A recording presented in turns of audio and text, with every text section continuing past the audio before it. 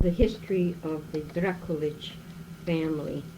Uh, our father, Luka Drakulic, was born in the year 1884 in the selo or village of Okic Tusilovic, in what was once part of the Austro-Hungary Empire, but today is Croatia. He was the third of four sons born to Petra Brdar and Svio Drakulic. The siblings included a sister, Ljuba, who was the eldest, but little is known about her. Ljuba was probably born in the year 1878, according to the pattern of years Petra's children were born. After Ljuba came Dragic, who was said to be born around 1880, Ljuban, August 15, 1882. Luka said he was born in the year 1884, and Juro was born May 1st, 1886. Ljuban and George, are the only ones whose birth month, date, and year is known. Because of the war waged in Croatia during World War II, the baptismal records of Serbians were destroyed by the Ustasha when Serbian churches were burned. Svio and Petra lived a typical poor peasant life, as many living at that time. Poverty surrounded the area. Svio died when Luka was only 3 or 4 years old. Aside from this knowledge, he had no memories of his father, nor a picture to view. His memory of life with his mother and siblings, he recalled, was only agonized poverty, which many times years later he would tell his own children, "I wouldn't wish that part of my life on a dog, let alone a human." Hunger was an everyday fact back then. Even in his old age, his eyes would fill with tears as he thought of his mother and how she tried to hold the family together. Apparently, Dragic and Ljuban, as young as they were, left the family and went to work. Luka told how heartbreaking it was for his mother in those years of poverty. He recalled how she sought work among the villagers so she could buy some cornmeal or anything to feed him and his then baby brother, Juro, who was perhaps only a year or two when Svio died. Juro was almost 5 years old and still suckling his mother's breast. While Petra went about the village seeking some work, she would leave Luka to watch Juro. One day it was really a bad day for all of them. Juro kept crying and crying. Luka said he was as hungry as Juro, but he knew no crying would help either of them. But he said what was most sad was when his mother came home and she was crying too because she could not find any work. She left the house and went outside and came back with what Luka referred to as some kind of trava, in English grass, and put it in some water to cook. He said it was hardly tasty, but they were hungry and ate it. Juro was way past the age of a suckling baby, and he wanted his mother to nurse him. This was difficult for Petra, for she herself was hungry and had no breast milk. Luka said Juro would cry himself to sleep, and his crying was torment for his mother. As though the family didn't have enough problems, one day their home caught on fire. Petra had hidden what in our money today would be a couple of dollars. To Petra, it was like $100. After the fire was extinguished, she looked for the money she had hidden and found it was gone. She went outdoors weeping loudly, and a neighbor, Janko Drakulic, heard her wails and came to her and said, "Don't cry, your money is in my pocket."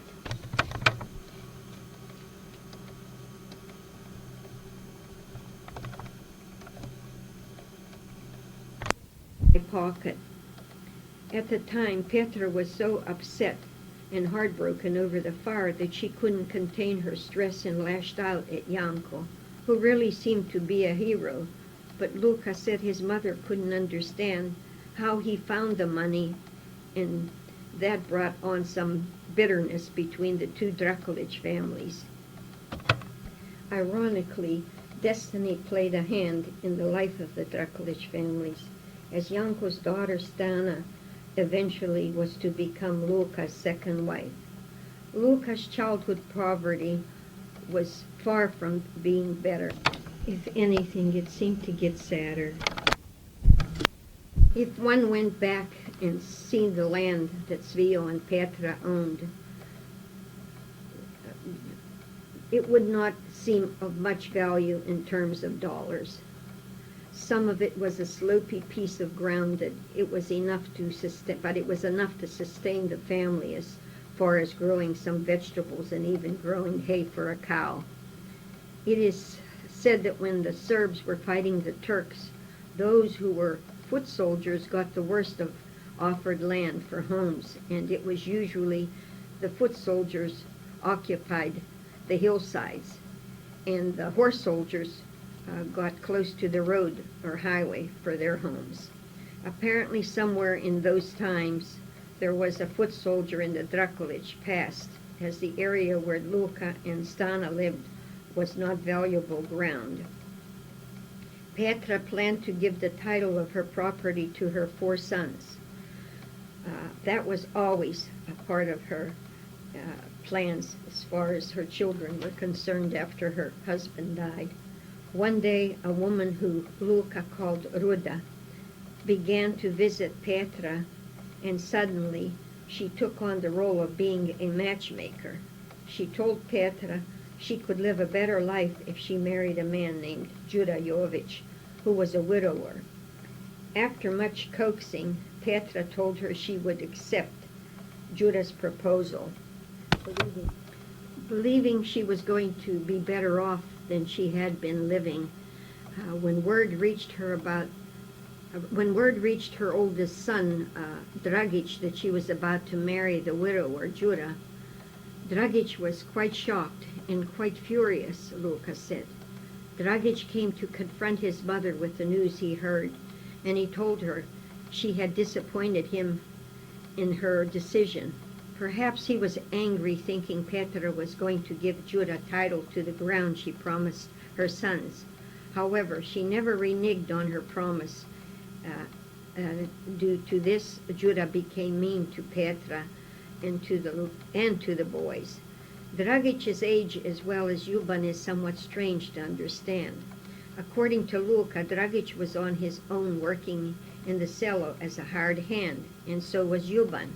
Luka says Dragic was angry over his mother's decision to marry Juda, and his demeanor was rather mature for a boy who Luka told us was born in 1880. If this is correct, then Luka had to be older than age 6 when his mother died. Luka is 2 years older than Juda.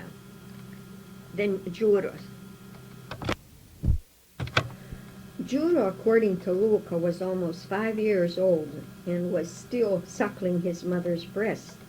If Judah was born in 1886 and was 5 years old and suckling his mother's breast, then she was yet not married to Judah Jovic. 1886 plus 5 would bring you up to 1891 year. And Luka then in 1891 was 7 years old, and Petra then was still unmarried to Judah. Could it be that Petra married Judah a couple of years later, perhaps when Luka was 8 or even 9? If this was so, then Dragic could have been only 12 years old or 13 at the time. Married life with Judah Jovic was a nightmare for Petra.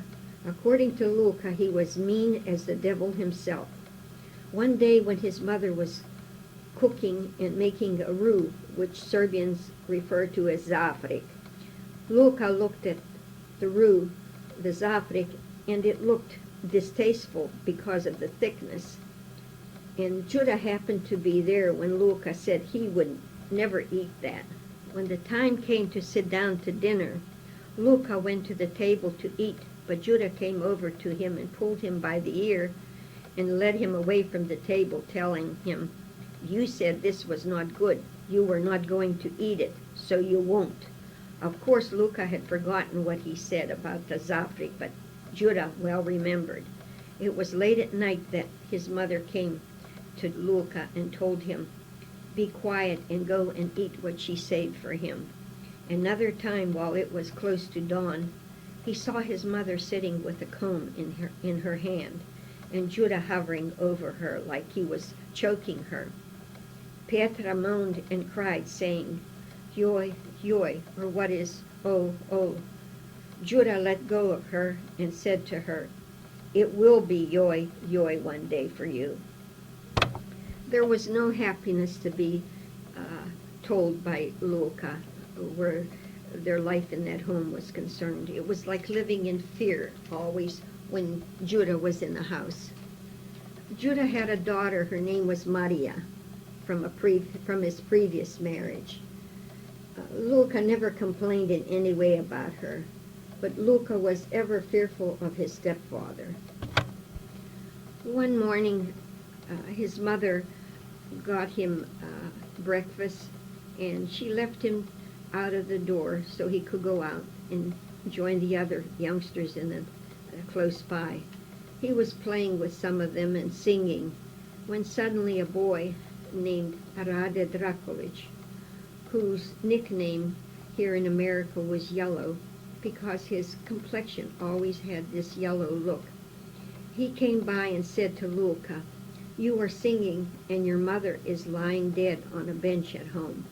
Luca got angry at Rade for saying those words and said to him, "My mother left me out this morning and she was okay. Why do you say this?" Rade told him to go see for yourself if I am lying. On those words, Luca started to run as fast as he could to his house. There his mother was indeed lying as Rade said, and his stepfather was giving drinks to the woman who had dressed and laid his mother on the table bench. Luca's heart wanted to burst with sadness. He loved his mother so very much. The next day was the funeral, and he rode with his aunt to the cemetery. As the priest finished the service and they lowered Petra's coffin, Luca leaped forward to jump after his mother. The priest grabbed and caught Luca and hugged him and said to him, "No, no, dear child, you can't do that." As he got into the horse buggy, he told his aunt how he awoke one morning and saw his mother with a comb in her hand, and how Judah came to her, bent over and was choking her, and how Luca heard Petra saying "Yoi, yoi," and Judah releasing her and saying, "It isn't yoi, but it will be." The aunt began to scold Luca for not telling this to someone earlier, because Judah may have murdered Petra, and what could anybody do now to Judah? Luca's younger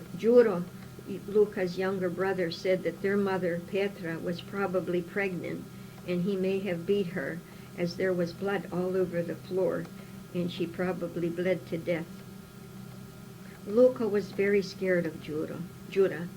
Judah saw he wasn't going to have rights to Petra's house, so he didn't want Luca around. Luca had a pair of shoes on his feet that Judah may have bought because he told Luca to untie the shoes, opanke, and throw the shoes to him. As Luca was untying the shoe, he never took his eyes off of Judah. One shoe came off and Judah told him to throw it to him and take off the other. He did as he was told to do, and then ran as fast as he could without shoes. Luca ran through the woods until he came upon a stranger and asked which way to the road or highway. The stranger pointed the direction to the road, and Luca again ran until he came to the road. Once on the road, he sought the house of his aunt. Luca never told his children if the aunt was his father's sister or his mother's. Apparently he didn't stay too long at the house. Perhaps the aunt was able to have him for only a short while, as the years that followed were once again very depressing times for Luca. Juro had a place with an aunt, but Luca never said if the aunt was the same who was at the funeral of his mother or another aunt. These are some of the things that his children wish they had inquired more than they did. It would have been good for Luca's family to have known the name of the aunts, as there may be yet kin living in Yugoslavia. The sons of Petra and Svio were left to themselves. Luca didn't talk much on the life and whereabouts of his three brothers. Perhaps this was because each of them was trying as best they could to earn their daily bread. His stories of life in the old country were mostly about himself, yet there was a strong bond of love amongst the brothers, as each knew the whereabouts of the other. For when Luca immigrated to America, his immediate plan was to bring the other brothers to America too. Luca must have been about 10 years old when he was on his own. What sad stories he told about his life back then. He went about the cellar looking for someone to take him in as a hired hand. He would be in the stable with cows. When the cows would urinate, he would quickly walk to the spot in his bare feet to warm his feet. He had no shoes to put on. Once he was sitting outside of an elderly man's house. The man came out and saw Luca. He asked Luca, "Are you hungry, Luli?" a nickname given to him when he was small. And then he went back inside and come out with a handful of cornmeal mush and gave it to Luca. Luca said that that handful of cornmeal mush was equal to a child eating an ice cream cone. Many times the kindness shown by the man was remembered over and over to his family. Yet what was rather ironic was his story of the village priest coming to his home when his mother was yet a widow to bless their home. Luca said his mother was not at home, and he and his younger brother were alone, waiting and hoping she would soon return with some kind of food for them. When the priest came inside with his aide, tutor, and blessed their home, he looked at his aide and simply said, "See what good children these boys are. They watch their home while their mom is away." Luca said he had a bag of various items that people gave to him, which was traditional when a priest blessed homes. Luca and Juro were hoping he would reach into the bag and give them something to eat, but the priest simply patted their heads and left. Ironically, these stories never weakened Luca's faith in God, and Luca never complained against God for all the poverty he endured. He was a firm believer in orthodoxy to the very end. Probably some of the villagers knew Luca's poverty because one day as Luca was watching a man rubbing his shoes with a piece of bacon and then discarding it, the man said to him, if he gave him a coin equivalent to our penny, would he eat that bacon? Luca laughed as he told his story and said, "I would have eaten that bacon for nothing." Luca was well liked by all, and he was fond of singing. He firmly believed in the words, "He who sings thinks no evil." In Serbian, ko pjeva zlo ne misli. Living amongst the Serbians back then were many Croatian families. Most relationships between Serbs and Croats were not all that bad, but not as congenial as perhaps one would want them to be. But it was because of their religious difference. Yet my father said he was always well received by Croatians. He said he had a very dear Croatian friend whose name was Joso Mlinaric. He worked as a hard hand for 2 years with the Croatians, and he said he liked working with them, especially since they gave you 2 meals when he worked with them. In fact, he said He went to the Catholic Church with his friend Yosa for 2 years. One of his uncles found out he was going to church with the Croatians, and he told Luka, "When they kneel, you stand." Luka listened to his uncle, and when it came to the part where everybody was kneeling, Luka stood. When the service was over one day, Yosa said to Luka, "I know you love your Orthodox faith, but Luka, it doesn't look good when we all are kneeling and you are the only one standing." Luka thought, "We Orthodox kneel during Pentecost, so I guess it's okay if I kneel with them." One Sunday during Lent, the Catholic priest was advising the people of the do's and don'ts for Lent. The priest told the congregation to throw away the leftover rind of pork, and they may eat the fat, the lard. Of course, that is not the Orthodox way. Hence, Luka was surprised when Yosa swore at the priest's fasting rule, and he said to Luka, "The priest is crazy, for the fat, the lard, is truly non-Lenten as can be."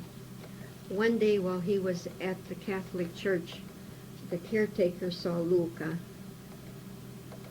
and asked him to help him rid a dog that entered the church. The caretaker told him to stand at one exit and watch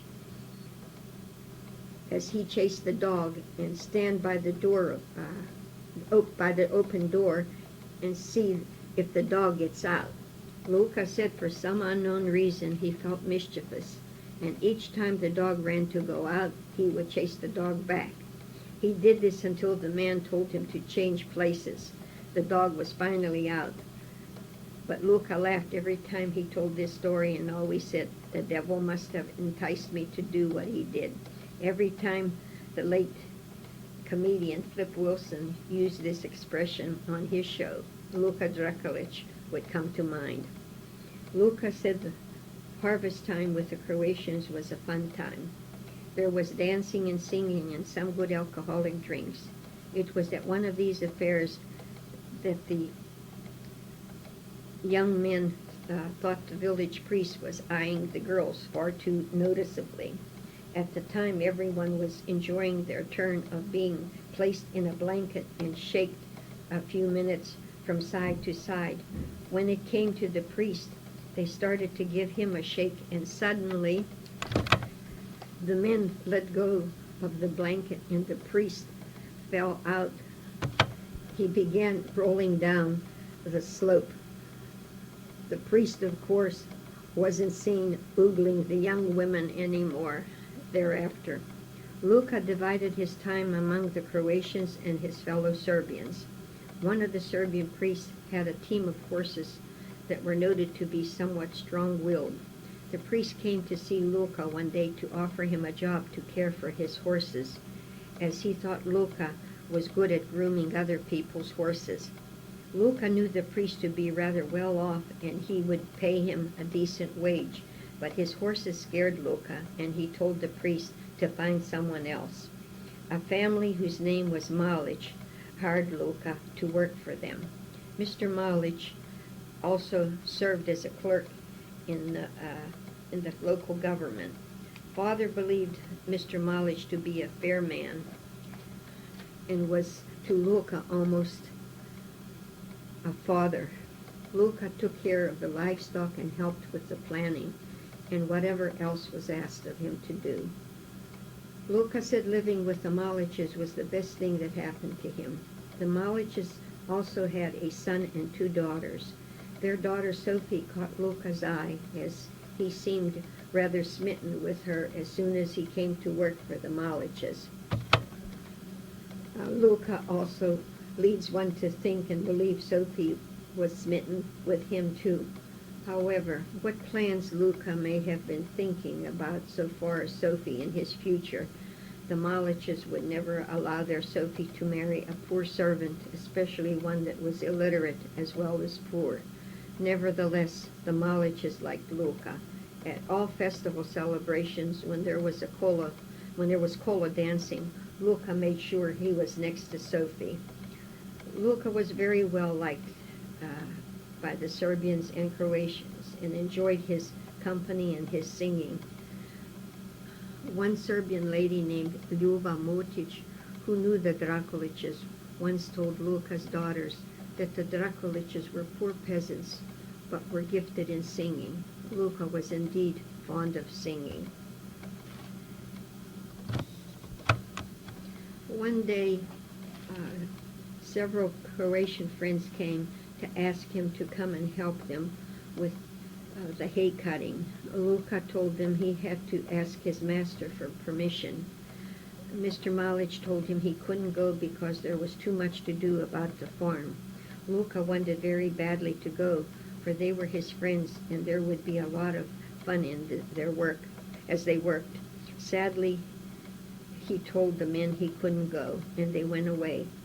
Not long after, Malic needed some extra hands to help on his acreage. He asked Luka to go and bring his friends to help on the farm.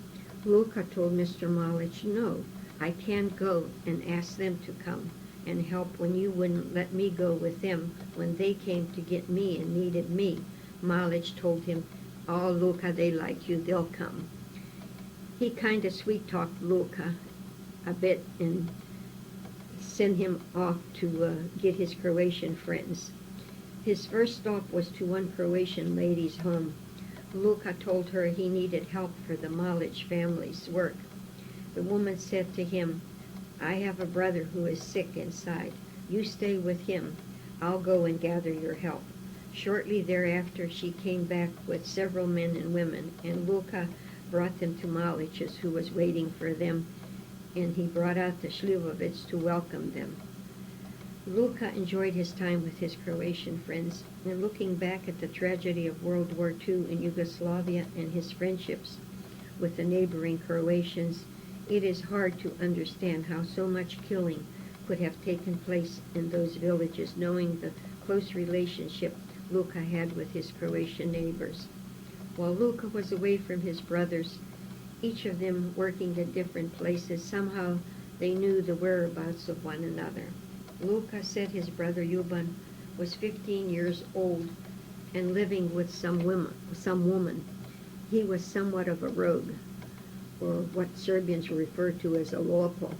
He was 15 years old and living with some woman. One day the priest came to him and told him he was sinful in his way of living. Ljuban's reply to the priest was, "What about you? You have a woman living in your house." She was the priest's housekeeper.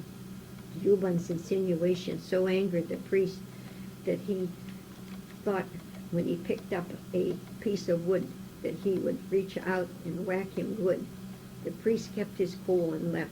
As for Luka's brothers, Dragic and Đuro's life, Luka didn't talk too much about them except that they were close by. Luka loved his brothers, and they no doubt cared for him too. Some of the characters that were a part of Luka's life growing up in the old country were part of Luka's children's entertainment in the evening. He told them about a young man who he called Dude Dečak. The young man was given money to go and buy some tobacco. He was somewhat retarded, and he went and bought the tobacco, and the boys in the village knew he was retarded, and they tried to get him to give them the tobacco, but he wouldn't give the tobacco to anyone and kept repeating, "Ne, Dude Dečak, samo onom ko mi je da novac." That is, "No, Dude Dečak, only the one who gave me the money." It was this statement that gave the retarded boy the name Dude Dečak. Also, Luka told us there was a fellow named Stanko Gunda. This character must have been a sight, as Luka said he wore a lot of hats atop of his head and was viewed as the town fool, or budala. Luka said there was a woman who lived in the woods who everybody called Benasta Anica. It was told by the villagers that her parents arranged for her to marry, and on her wedding night something happened as she fled the house and ran into the woods, and she was never the same and spent most of her time alone in the woods. Benasta Anica was supposed to have had a beautiful voice and spent most of her time singing as she walked through the woods. One night, while storytelling, Luca said he had been late leaving his friends, and it was quite dark. He said he was petrified with fears as he had to go past an area that was supposedly a haunted spot at night. The village people said a woman who had a baby didn't want to keep the baby, so she took it to the area and drowned and left the baby at that spot. The villagers all claimed they could hear that baby cry. As Luca came close to that spot, he heard a noise in the brush close by. He knew he had to cross over the area to get to his place, but he couldn't go back either. Luca gathered strength and made the sign of the cross upon himself, and he began to cross over. What joy he felt when he said he found the rustling in the bush was none other than his dog, who he called Mortgage. Luca laughed when we asked him why the name a mortgage for a dog. Luca believed his stepfather was as evil as the devil, and he told the story that others told him about Judah Jovich. One night Judah was walking and had a cat cuddled in his arms. As he walked, he would pet the cat constantly and repeat, "Matzo, matzo." The cat seemed to grow bigger in his arms, and all of a sudden it jumped from Judah's arms and paused and turned to look at him and mimicked Judah, "Matzo, matzo, I'm tired of that," and fled. Needless to say, such tales did not give Luca's children a quiet sleep. Luca said one day that Mr. Malich was suspicious that someone was stealing some of the smoked meat he was curing, and Luca believed he put him to a test one day. He had given Luca a pair of shoes to shine, and Luca suspected while he asked him to shine his shoes, he intentionally or purposely dropped a coin, perhaps which in value may have been about 50 cents and in our money. And as he was shining Malich's shoes, he said he spotted the coin on the floor, which was really not in full view. He went over and picked up the coin and gave it to his master and said to him, "Tata, ovo je vaše," Father, this is yours. He often referred to Malich as Tata. So one day Malich approached his wife and asked her, what happened to one of the hams that had been hanging in the smokehouse? His wife said to him, "Probably Luca took it." Upon hearing those words, he used some curse words to his wife, and he defended Luca as an honest person. Luca then realized how that coin showed up on the floor. After some shouting and some unkind words, his wife confessed that she gave the ham to her brother. Malich called his wife a krmacha, a sow, for lying and trying to blame Luca. One day while Luca and his master's son were inside the barn, the son loved to smoke, and Luca did occasionally too. The son needed money to smoke, so he gathered some eggs from the chickens' nests, and he told Luca to go sell the eggs and use the money to buy tobacco, and so the two of them could smoke. But Luca told him, "You go and sell the eggs and buy the tobacco, and we'll both have tobacco to smoke." Malich's son slept next to Luca, and he would listen to Luca as he said his prayers. After saying one prayer, he would end with Amen, and then start the next, and again Amen. Apparently the Malich son thought Luca should save the Amen after all his prayers were done, and told Luca. But no doubt Luca had a pattern for his praying, and he wasn't about to change. Although the time at the Malich's were not bad for Luca, spent at the Malich were not too bad. He always told his family that he was well treated with the Malich family. But his heart yearned to be married to Sophie, their daughter. However, his beloved Sophie was not to be his. Sophie, the Malich family had already picked a choice for her, and though she herself would have liked marrying Glulka, she obeyed her parents' wishes, and they married her off to this one fellow. Glulka never told us his name, but as Glulka's life story goes on, he did have a part to play in his coming to America, as we will in a little while make mention. Although Glulka was on his own working, he did have contact with his other three brothers. He tells a story that is rather sad and tragic. Glulka's brother Dragic must have been living in their mother and father's home, and a sad and tragic event occurred one day. Glulka told his children, Dragic, although he was supposedly married and had a child, we don't know if this event occurred while he was married or before he married. Dragic was busy cutting hay, and another family named Drakulic lived next to Dragic. Ironically, the Drakulic family living next to Dragic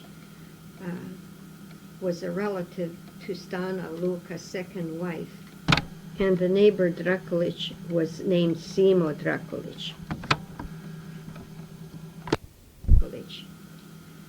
The two Drakulic families, from the information gathered, were somewhat like the Hatfields and the McCoys in American folklore. From what Glulka told about his place of birth, the area had numerous families named Drakulic, and living next door was a man named Simo, who lived with his parents. Apparently, the relationship between Dragic and the neighbor was not too friendly.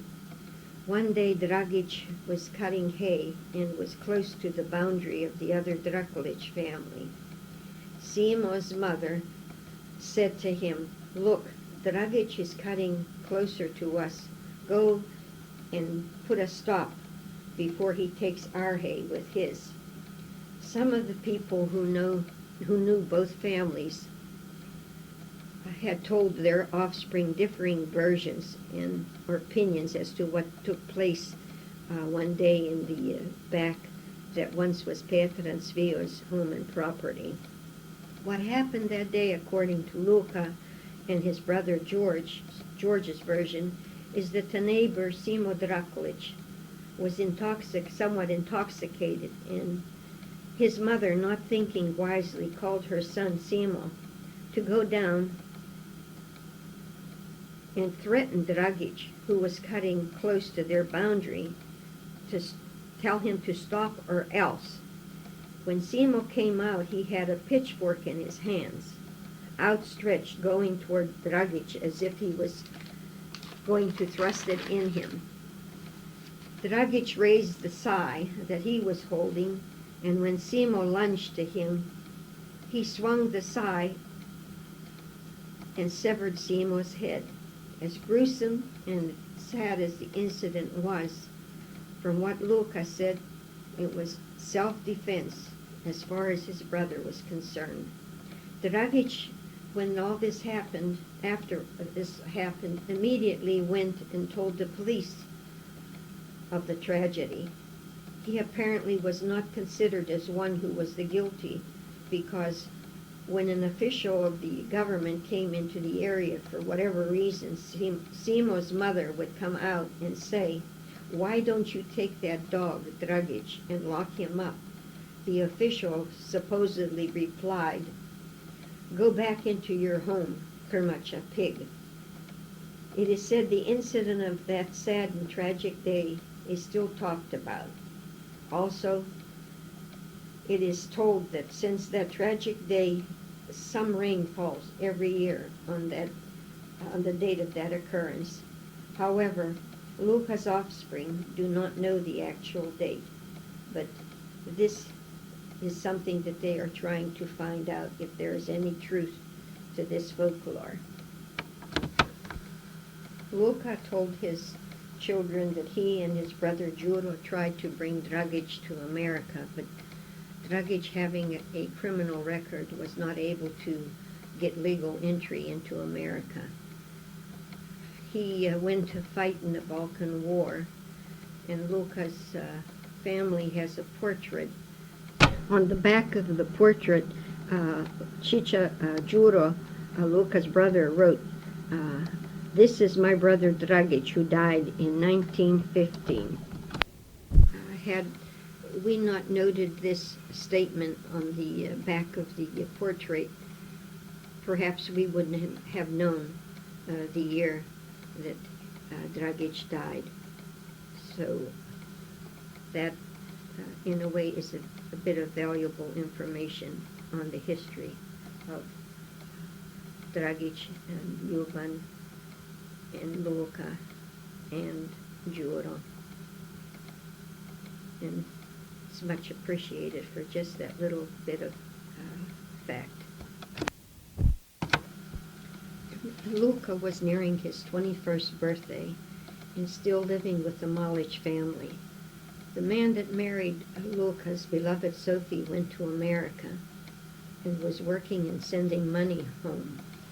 Luka never let his family know if he or Sophie were renewing the relationship they had. In his conversation with his family, Luka led them to be somewhat suspicious that perhaps he was renewing his relationship with her. And from what he talked about his girlfriend's father, he seemed to be somewhat suspicious too. One day, Luka came upon a man named Janko Sipic. Janko had planned on going to America, and he had purchased a ticket. He decided he didn't want to go and asked Luka if he was interested in going to America. If so, he was willing to sell him his ticket. Luka took the ticket and showed his master Malic to see if it was genuine or legal. Malic told him it was a good ticket and he should buy it. Luka had saved a small amount of money while working for the Malic family, but it still wasn't enough to pay for the trip to America. Malic told Luka, "If you want to go, I'll get you the rest of the needed money." So he gave Janko Sipic the cost of the ticket, and as he was making preparations for his immigration to America, word got to Luka that Janko Sipic had changed his mind and wanted his ticket back. So Malic told him to not let anybody know his whereabouts, and Luka was kept in hiding from Janko. Luka was awake for almost 24 hours, and Malic told him to come with him as he had to go to his daughter's house to borrow the extra money Luka would need. Luka said it was a rainy and dark night as he walked with Malic. Having had no sleep, Luka said he was sleeping and walking. Malic kept talking to him and asking, "Luka, da ti spavaš? Luka, are you sleeping?" As they got close to the house, the dog started barking, and Malic told Luka to hide in the brush. The dogs knew of his presence and barked incessantly. Finally, Malic emerged from the house with the money for Luka. Malic got him back and secretly got him on the train that took him to Bremen, Germany. Before Luka boarded the train, Malic told him when he goes to America and finds Sophie's husband over there, to tell him that they had replaced Luka with a young girl from the cello, and not to say that they had another a MILF working to replace Luka. Luka at that time promised that he would say the girl was hard to work for the Maliches. He boarded the train, and the train took him to Bremen. And when he got on board the ship, the purser came to Luca and asked him if he was going to America on his own name or was he using someone else's. Luca didn't expect to be asked such a question and was fearful if he told the truth he would have to stay back. The man pursued in asking him over and over again to tell him if he was using a false name. So he kept saying to him, "Please tell me if this is not your name. You don't have to fear. I just want to send a card to your family saying that you were on board and on your way. That is all." So Luca trusted him, and he told him, yes, he was traveling on another name. And the man stood by his word, and he had nothing to fear as to making the journey to America. Luca's journey to America will be continued on the other side of this tape. The tape is almost empty.